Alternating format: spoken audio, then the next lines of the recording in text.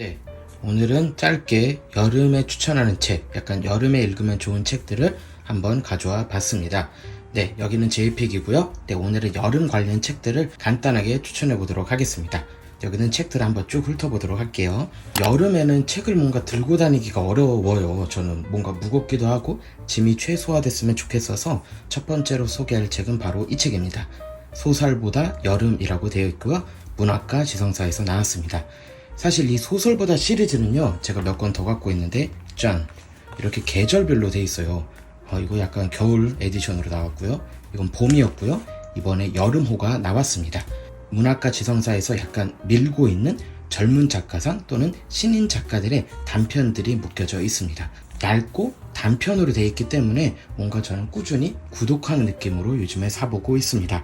그리고 더 좋은 거는 가격이 친절합니다.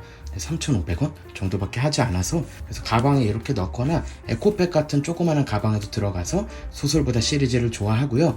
그리고 여기서 소개되는 작가님들은 약간 이렇게 생각하시면 좋아요.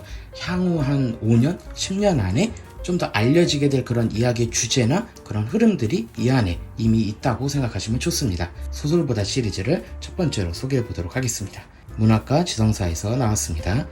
자, 여기 임소연 작가님이 쓰시고 민음사에서 나온 신비롭지 않은 여성들이라는 책이 나와 있습니다.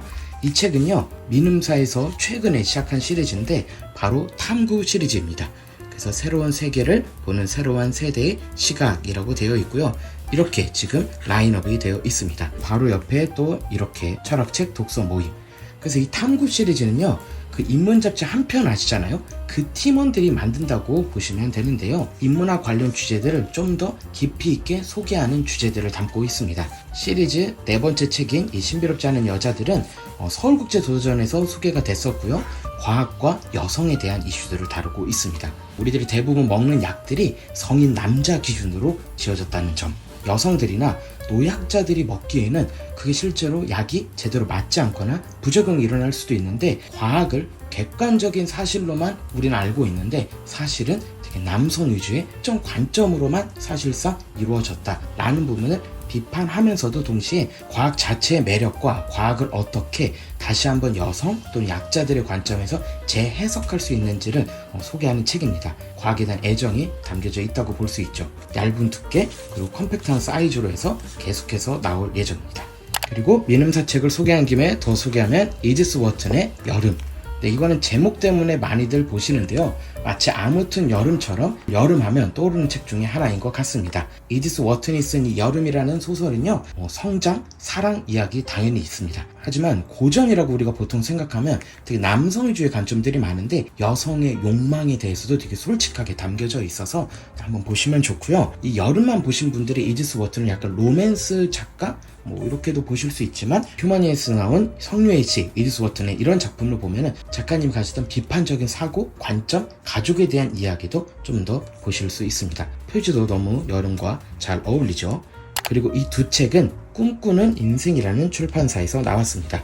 네, 하나는 종이책, 하나는 이북으로 지금 보고 있는데요. 아이패드 프로에서 좀 크긴 한데 사실 저는 독서용으로는 아이패드 미니를 보고 있어요.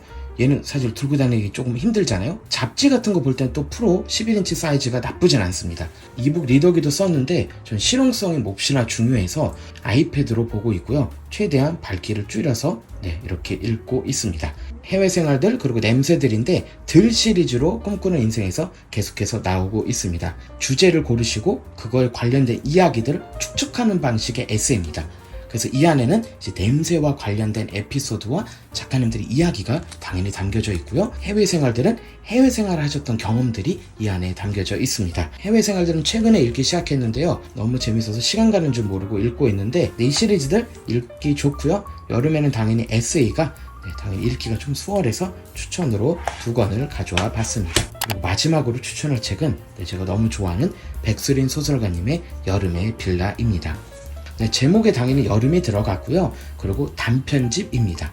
저는 그래요. 여름에 약간 집중해서 책 읽기가 쉽지 않더라고요. 그럴 때 이렇게 단편들은 호흡이 짧으니까 읽을 때 좀 더 수월하다, 이야기에 빠질 수 있다라는 매력이 있는데요. 여름의 빌라도 백수린 소설가님의 단편들이 매력적으로 담겨져 있어서 추천으로 가져와 봤습니다. 옆에 책장에 없어서 소개를 못했지만 백수린 소설가님이 번역한 마르그레트 듀라스의 여름비라는 책도 무척 추천해 봅니다. 이렇게 해서 하나, 둘, 셋, 넷, 다섯, 여섯, 일곱, 네, 이렇게 지나가면서 소개한 거 한 5권, 7권을 이렇게 소개를 했는데요. 사실 저는 여름을 좋아하진 않아요. 더위를 많이 타서. 근데 이상하게 여름에 대한 기억들은 한 해가 지날수록 기억에 더 또렷하게 남는 것 같아서 여름이라는 계절은 최대한 더위는 피하면서 책을 읽으려고 하는데요.